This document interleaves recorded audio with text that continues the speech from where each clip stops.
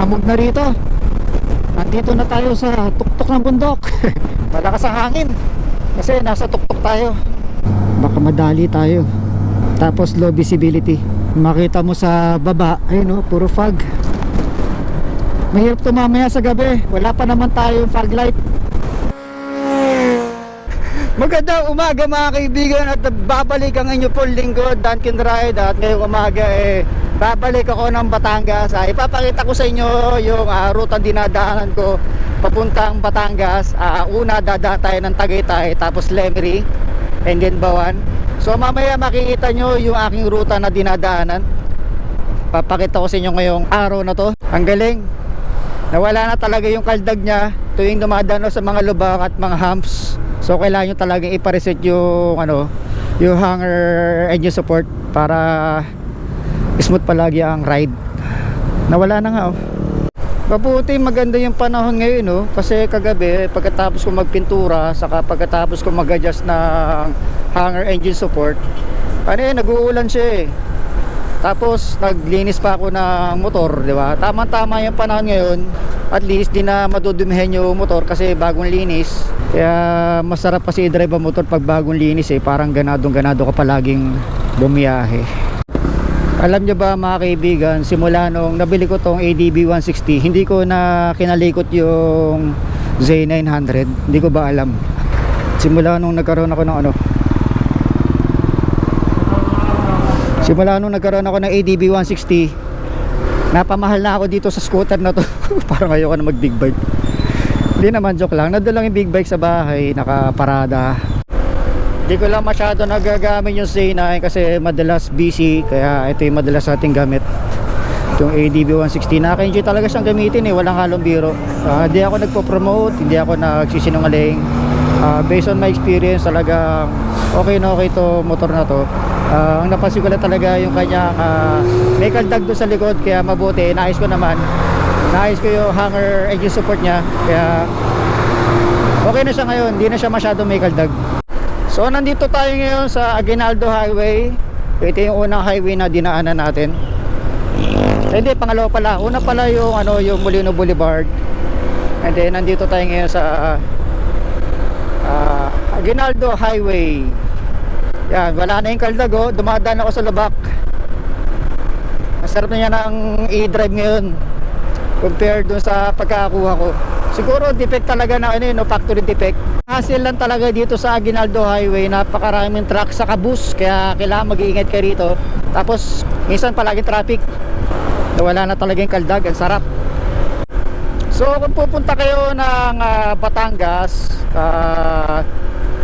sa rutang Tagaytay Lemery, maganda kayo na makakapal na jacket, saka pantalon, saka makapal na gloves kasi pag inabot kayo ng ulan doon o ng gabi napakalamig.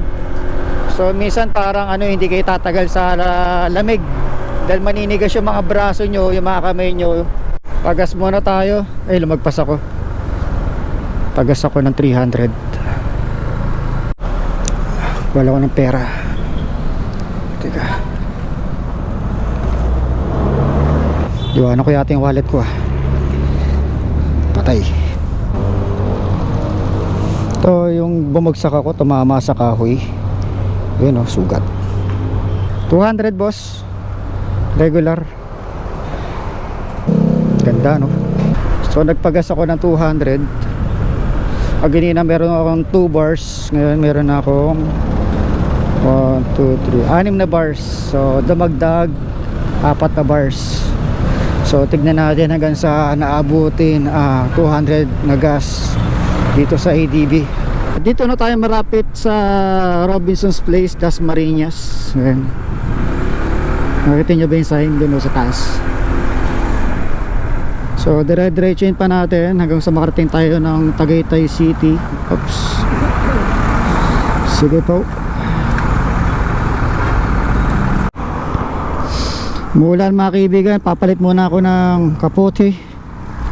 Magsusot pala ako ng kapote, hindi magpapalit. Dahil mahirap bumiyahe ng nababasa. Susuotin ko lang ulit yung aking guwantes kasi kaganina hinubad ko yung guwantes ko nung nagsuot ako ng kapote. Nandito na tayo ngayon sa Tagaytay. Dito napakalamig, di kinaya ng mga kamay ko yung lamig, sobra. So susuotin ko na to kahit medyo maambon-ambon para sa ganyan ay hindi ako nilalamig. Ito tim mali yung tara, malamig tapos umaambon-ambon, nanigas yung mga kamay ko sa lamig. Yun o, foggy o, di natin makikita yung Taal Volcano kasi napakalakas ng fog. So diba, lubak ko, ang lubak, wala akong makita. Ay ginagawa kasing kalsada rito, yun o, yung parang flyover na yan, kaya hindi ka basta-basta makakatawid. Ay, ang laki ng truck, pahirapan to. Tapos na pwersa na ako magsuot ng guwantes, ng kapote at maputik. Sana makarating tayo ng sa loob ng 3 oras kasi yung unang punta ko doon, ginamit yung rutang ito, inabot ako ng 3 oras, inabot ako ng 4 na oras kasi dahil pahinto-hinto. Tapos ayun, dito ako noon galing. Luman kasi ako ng open canal. Huwag natin pilitin, baka mayari tayo ng di oras. Naunahan natin yung truck. Grabe traffic dito, lalo na siguro pag mga weekends. Ngayon kasi ngayon kasi Tuesday. Kahit susuot ko yung aking guwantes, napakalamig pa rin. Napaka-traffic sa kabilang side. Lamig. Dito sa Tagaytay ay napakaraming mga tindahan ng karne ng baka kasi dito malapit ang Katayan. So kung mahilig kayo sa bulalo, ito ang lugar na para sa inyo. Yung Taal Volcano. Makikita mo may mga lumalabas na usok sa bulkan. Dito tayo sa Twin Lakes. Paano nga ba tinawag na Twin Lakes to? Hindi ko rin alam eh. Ang ganda, tara na. At tayo ay mahalayo pa ang ating pupuntahan. Napakaganda rito sa Tagaytay, masarap tumira dito, no? Tuwing walang pasok, dito ka pupunta para magpahinga. Napakasarap, kaso napakalayo. Tapos ang traffic.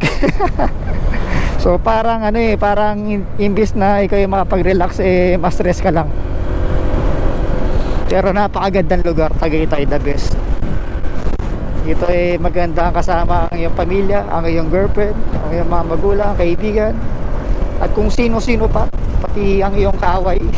Baka dito pa kayo magkabati. Mamaya pag uwi, bibili ako ng baka at makapagluto ng bulalo kasi yun ang favorite ng aking misis. Ang mga nilaga, ang mga disabaw na ulam.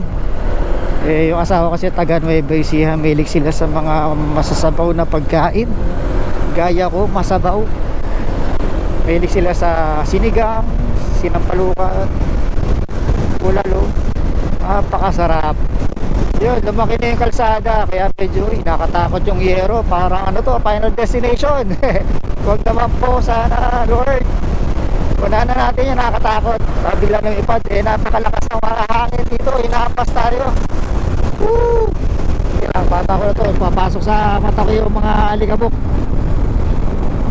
Malapit na tayo kumaliwa kasi alam ko dito ako bumili ng baka nung unang punta ko rito.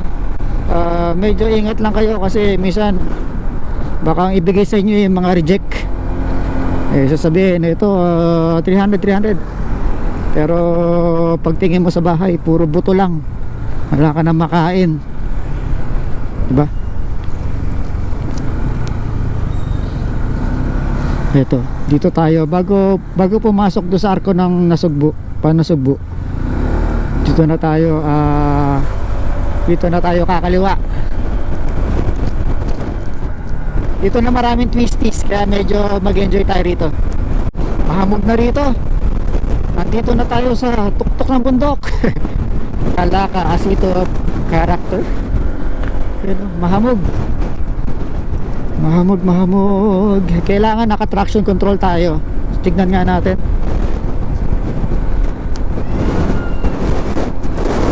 Teka, iset ko nga. Ito lang ako sandali. Mahirap mag-set pag umaandar. Yan, tara na. Woo! Truck.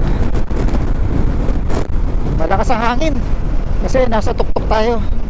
Baka madali tayo. Tapos low visibility.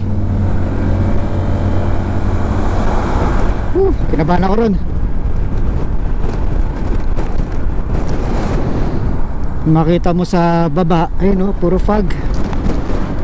Mahirap to mamaya sa gabi. Wala pa naman tayong fog light. Kaya kailangan makuwi tayo na maaga. Kasi nung unang punta ko, ang dilim. Inabot ako ng dilim.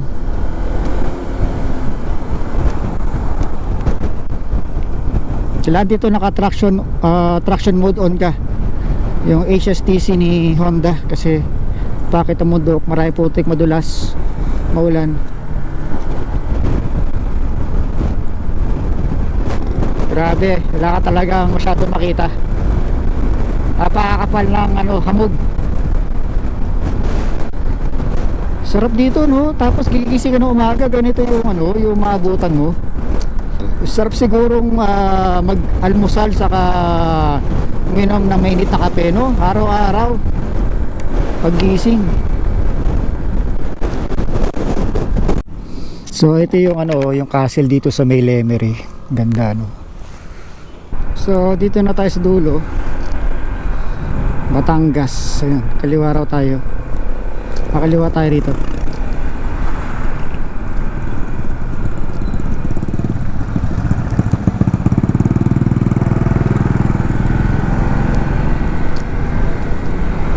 So dito tayo, kakaliwa na tayo pagdating dito sa Robinson Supermarket. Yan, makikita nyo yung stoplight na yan. Ay,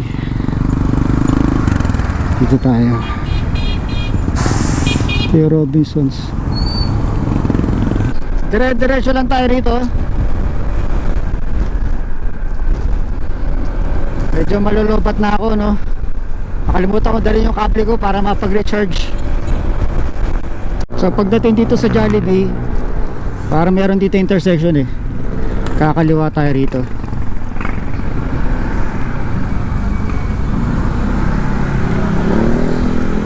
Yan, diretso lang. Pagod na ako. Kumain na ako sa bahay. So para di na ako kakain sa biyahe, para madali ako makapunta saka makauwi. Kasi ayoko abutin ng gabi doon sa Tagaytay, madilim, saka baka mahamog mamaya. Pasang ulan. Adventure na adventure. Malapit na tayo. So nandito na tayo sa may Buwan, diretso lang tayo. Diretso lang tayo, no. Siguro malapit na tayo sa may yung parang rotonda. Ang bilis ng biyahe natin. Nandito na ako sa may Batangas. At ang gulo ng panahon, hindi mo alam kung uulan o araw. Ilang beses ako nagtanggal, suot na kapote. Pauwi na tayo mga kaibigan. At nandito tayo ngayon sa Batangas. Isang maulang araw para sa inyo. Ang kagandahan ay naka-adventure scooter tayo na Honda ADB 160 na all-around scooter bike. Masarap siyang i-drive, hindi mananakit ang katawan mo. Magaan siya, magaan. At kaginina ay naubusan ako ng battery, kaya medyo putol-putol yung mga kuha natin, no? Malakas ang ulan. Pauwi na tayo, no? Ingat-ingat lang. Sana makauwi tayo agad kasi malayo-layo talaga yung ating babiyahin pauwi. At nandito tayo sa Batangas. Ay, grabe. Grabe mga dinaanan natin. Grabe, bigla siyang huminto sa harapan ko. Mutikan na ako dun.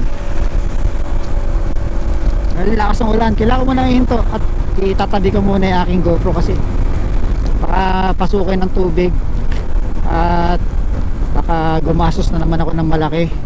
Ayoko nang gumastos dahil magpapasko at marami magiging gastos ngayon buwan. Medyo tumila siya.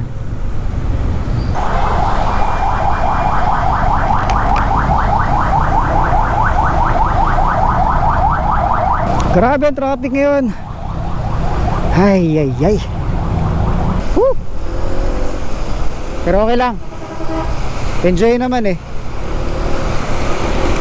Mukha lang hindi naka-enjoy. Malamig.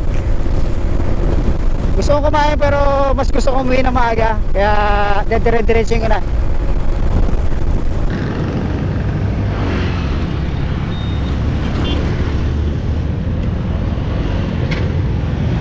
Kaya ako uminto kasi inayos ko lang yung aking GoPro na mamatay-matay siya. So pinapahan ako. Sabi ko baka mamaya nagloko na yung GoPro natin dahil sa pagulan ka ganyan na, baka pinasok ng tubig. Pero ito ngayon nakapag-driver naman dire-diretso. Ganyan na kasi papatay-patay siya. Mamatay bubukas, mamatay bubukas. Pinapahan ako. Siyempre pagka yung GoPro kung masira to, bibigay kita ko ng bago. Pero anyway, nandito na tayo sa may level ito.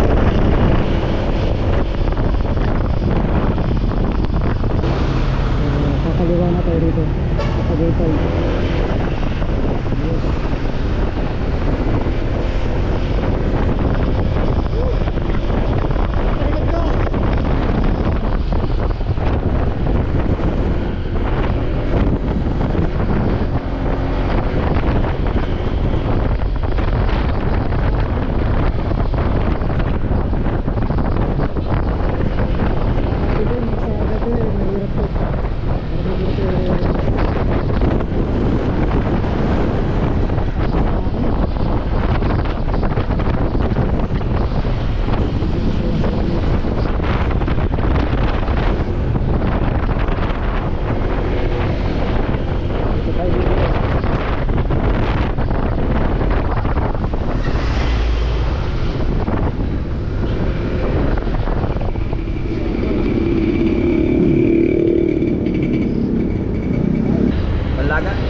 Palaga?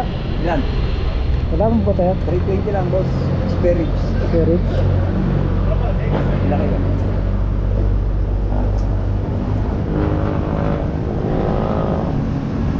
Magkano na to? O, saan mo na lang mga ano? Ilan kilo ba? Yan na lang yung laman na lang boss. Tama na lang. Oo. Ilan kilo? Magkano? 360 yung puro lang. 360? Oo. Yung puro? Oo. Ilan? 1 kilo lang. Sa kilo lang? Oo. Ilalaga pa? Oo.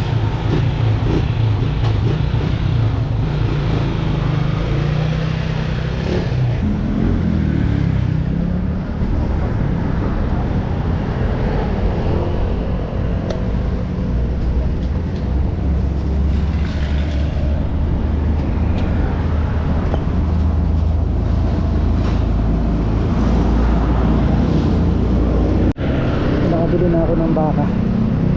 Gagawin namin nilaga.